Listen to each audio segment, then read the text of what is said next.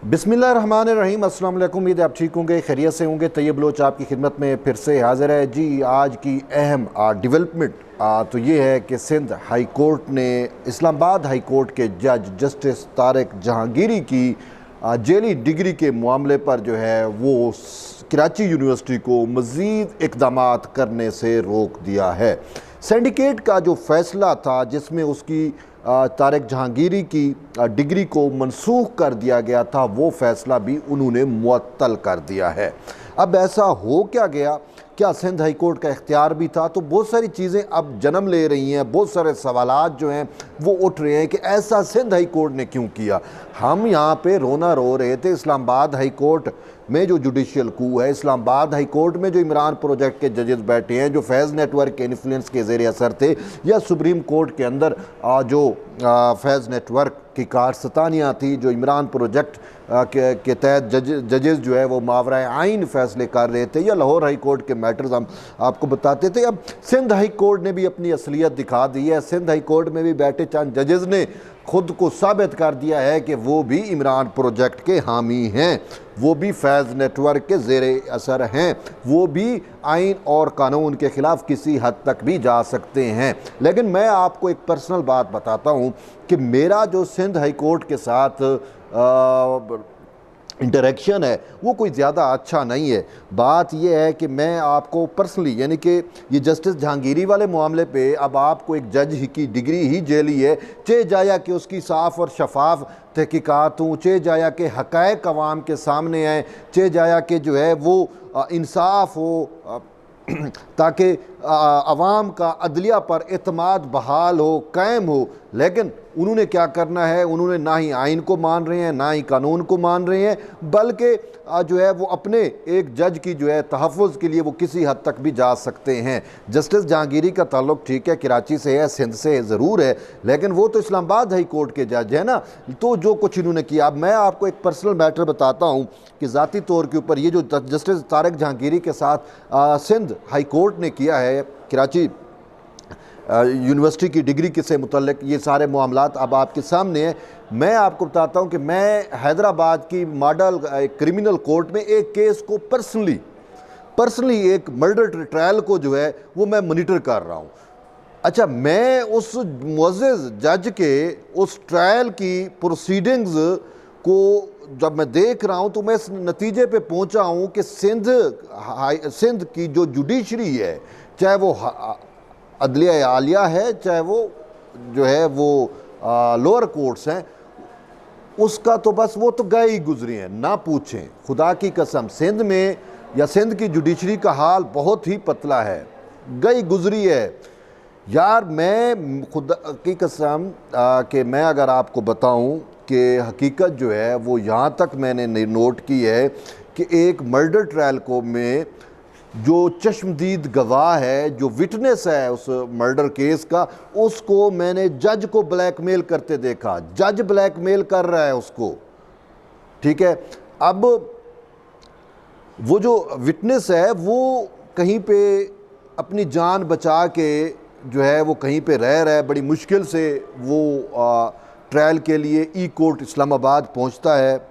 तो जज साहब क्या कह रहे हैं, जज साहब ने जो है वो उसके पीछे पुलिस को लगा दिया, उसका पता वो कर दिया और कहा कि उसको अगर वो ना आए तो उसको पकड़ के लेके जाया जाए, और इस टाइप की सूरत हाल। और इसके अलावा भी वो ब्लैकमेल करते हैं। मेरा अपना एक मामला है, उस पर जो है उन्होंने उस मामले पे ना ही फैसला कर रहे हैं, ना ही उसको डिसाइड कर रहे हैं, बल्कि पेंडिंग में रखा हुआ है और उसको as a blackmail tactics use कर रहे हैं। ये मैं आपको सिंध जुडिशरी की बात बता रहा हूँ। तो अब जस्टिस तारिक जहांगीरी वाले मामले पर भी आप देख लें, अगर उस जज के खिलाफ हमने हाई कोर्ट से रजू किया है तो हाई कोर्ट ने उस जज को तहफ़्फ़ुज़ किया है।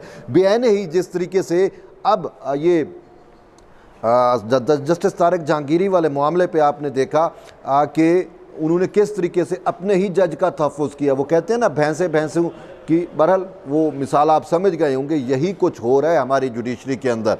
अब यानी कि जुडिशल पॉलिटिक्स की इतनी इंतहा है कि वो आइन को भी नहीं मान रहे, वो कानून को नहीं मान रहे, वो किसी हद तक भी जा रहे हैं। तो अब ऐसी सूरत हाल जो सिंध हाई कोर्ट में इमर्ज हुई। अब मामला ये है कि 2 वकील चले गए हैं सिंध हाई कोर्ट में। दरख्वास्त लेके और कहते हैं कि जी ये जस्टिस तारिक जहांगीरी वाले मामले पे कराची यूनिवर्सिटी ने दुरुस्त काम नहीं किया, सिंडिकेट का फैसला गलत है, उसको चैलेंज किया और उसको उनका लोकल स्टैंड आई भी नहीं बनता था। ठीक है ना, एक होता है ना जस्टिस तारिक जहांगीरी ज़ाती तौर पे जाके दरख्वास्त दें या अपने किसी वकील के ज़रिए ख़ुद वो दरख्वास्त दें तो वो उनका हम मान सकते हैं कि लोकल स्टैंड आई है। ठीक है ना, तो वो 2 वकील उठ के चले गए, उनसे जज साहब ने पूछा कि आपका लोकल स्टैंड आई नहीं है। नहीं जी, हम तो वकील हैं हाई कोर्ट के, हम तो वकील हैं, हमारा लोकल स्टैंड आई नहीं होगा तो किसका होगा? अच्छा अभी मैटर क्या है? मैटर जो है वो एक जज की जेली डिग्री का है, तो जज तो हाई कोर्ट का भी जज है। उन्होंने कहा हाई कोर्ट के, कौन से हाई कोर्ट का? जी वो इस्लामाबाद हाई कोर्ट का है। तो इस्लामाबाद हाई कोर्ट के जज का सिंध हाई कोर्ट से क्या लेना देना? लेकिन उन्होंने उसका लोकल स्टैंड आई भी तस्लीम किया, उस पर जाके आर्डर भी दिया, कराची यूनिवर्सिटी को भी मज़ीद इक़दाम से रोक दिया और कहते हैं जी मामला अब जुडिशल कौंसल में होगा। अब सुप्रीम जुडिशल कौंसल के मैटर्स का भी आपको आइडिया है, आपको पता है। तो बहरहाल अब हम इसमें मज़ीद मैं क्या कहूँ, इतना कह सकता हूँ कि ये जो पार्लिमान है, ये जो पार्लियामेंट है, ये जो सियासतदान है, असल में सियासत करना तो सियासतदानों का काम है ना। जब आप देख रहे हैं कि जुडिशल कू लग गए हैं, अदालतें जो हैं वो इमरान प्रोजेक्ट के तहत किसी भी हद तक जाने को तैयार हैं और अगर किसी इमरान प्रोजेक्ट के जज के ख़िलाफ़ कोई शिकवा, कोई शिकायत, कोई उसके ख़िलाफ़ कोई चीज़ें सामने आती हैं तो उस पे भी कार्रवाइयों को रोक दिया जाता है, उसको भी स्टे कर दिया जाता है। तो इसका तोड़ किसने करना है? मैंने या आपने तो करना नहीं है, हमें और आपको तो इख्तियार नहीं है। हाँ इख्तियार है, पार्लिमान को तो इख्तियार है, पार्लिमान के पास आइन साजी का इख्तियार है, पार्लिमान के पास कानून साजी का इख्तियार है, पार्लिमान के पास जो है वो इन जजेस का अपॉइंटमेंट का तरीक़ाकार हो, इनको निकालने का तरीक़ाकार हो, कुछ भी उसमें वो तरमीम ला सकती हैं, उसको तब्दील कर सकती हैं, उनको कटहरे में ला सकती हैं। क्योंकि देखें अब मामला यहाँ तक पहुँचा है कि अब तो सब अवाम ये कहना शुरू हो गई है कि हमें पाकिस्तान की अदलिया से ना ही कोई उम्मीद है, ना ही कोई इंसाफ की तवक्को है। हाँ अगर आपके पास, यानी मुझे कई ऐसे कमेंट्स आते हैं जो ये कहते हैं कि यार हमें बताएं कि तहरीक इंसाफ की मेंबरशिप कहाँ से हासिल होती है, उसका मेंबरशिप कार्ड कहाँ से बनता हो। मैंने पूछा क्यों? ओ जी अगर हम भी तहरीक इंसाफ को ज्वाइन कर लेंगे और हम कल को कोई क्रिमिनल एक्टिविटी करेंगे तो हमें भी जजेस छोड़ देंगे। मतलब है यहाँ तक अब अवाम सोच रही है। तो इसका क्या मतलब है कि अवाम का अदलिया पर से एतमाद शेक हो चुका है। हुकूमत को तो वैसे भी एतमाद नहीं रहा। सिंपल सी बात है, हुकूमत के कोई भी केस यहाँ पे आता है इमरान खान हो या उसके ख़िलाफ़ या उसके किसी हामियों के ख़िलाफ़, उसको उठा के जिस तरीके से बाहर फेंक दिया जाता है। मखसूस नशिस्तों के केस में आपने देखा और पूरे पार्लिमान को इन्होंने हैंग कर दिया है, पार्लिमान का हाउस जो है वो मुकम्मल नहीं किया और इन्होंने जुडिशल पॉलिटिक्स के तहत वो सब कुछ खींच लिया है। तो अब ऐसी सूरत हाल के अंदर अगर पार्लिमान नहीं करेगी तो और कौन करेगी? और मुझे आज अफसोस से कहना पड़ रहा है, अगर पार्लिमान में 2-4 बिल आए भी हैं, ठीक है, जिसमें जजेस की तादाद बढ़ाने का बिल है, जिसमें 184(3) की जुरिडिक्शन को एक्सटेंड करने का बिल है, जिसमें इस तरीके से जो प्राइवेट बिल हैं उस पर भी अपने वज़ीर कानून कहते हैं कि इनकी ज़रूरत नहीं है, अगर कुछ करना होगा तो हुकूमत खुद कर लेगी, हुकूमत खुद कुछ लेके आएगी। लेकिन अभी तक हुकूमत की जानिब से कुछ भी नहीं आया, ठीक है ना, अभी तक कोई ऐसी तरमीम नहीं आ रही, कुछ ऐसा नहीं आ रहा। अच्छा सवाल कहा जाता है, किया जाता है जी हुकूमत के पास जो है वो 2/3 नहीं है। मैं भी मानता हूँ हुकूमत के पास 2/3 नहीं है, लेकिन हुकूमत को 2/3 मैनेज करना कोई मसला है? नहीं मसला।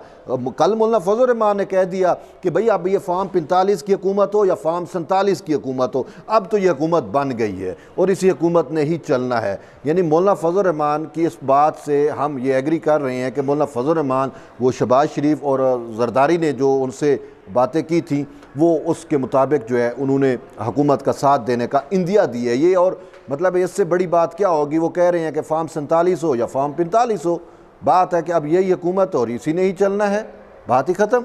तो मौलाना फजल रहमान अगर हुकूमत का साथ देते हैं और 2-4 जो बाकी आज़ाद मेंबरान उनको भी आप जो है हुकूमत मैनेज कर सकती है, तो आइनी तरमीम अब कोई मसला नहीं रहा, सिर्फ विल की बात है। अगर हुकूमत की विल होगी तो ये मामलात हल हो जाएंगे, वरना इसी तरीके से होता रहेगा कि जेली डिग्री वाले जज जो हैं वो फिर अपना सियासतदानों की जेली डिग्रियों की बुनियाद पर उनको नायल करते रहेंगे। इस मामले को रोकना तो सियासतदानों का काम है, पार्लिमान का काम है ना। अब आपने देख लिया कि जिस तरीके से मामलात चल रहे हैं तो मज़ीद ऐसे नहीं चल सकते। अगर आपने वक्त के तकाज़ों के मुताबिक जो है इक़दामात ना किए तो फिर ख़ुद ये पार्लिमान भी जो है वो ख़तावार ठहरेगी तारीख़ में। तो बहरहाल ये अब तक की अपडेट्स थी, डेवलपमेंट्स थी। एट द एंड यही है कि जुड़े रहिए तैयब बलोच के साथ। फिर मिलते हैं एक नई वीडियो में, तब तक इजाज़त दें। अल्लाह हाफ़िज़।